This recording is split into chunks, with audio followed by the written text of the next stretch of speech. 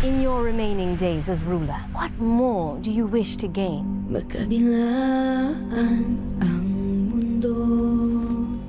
Only for the kingdom to continue to prosper in the hands of my chosen successor. Magkabilaan ang mundo. Paano tayo babangon kung may gumagana siya sa paghihirap natin? Hindi ko pa nasanay. Baka yun nga malilo eh. Magkabilaan.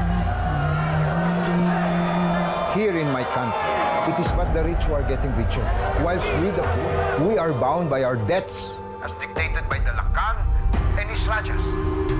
Alam kong tungkulin lang itong naipasa sa iyo. Pero wala ho sa puso kong mamuno. Naipagutos na. Walang marka! Tao lang kayong nagdikta, hindi mga Diyos.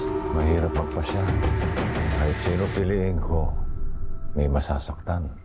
Hanggat hindi ka namimili, merong naiinip na baka hindi mo ipagkatiwala ang trono.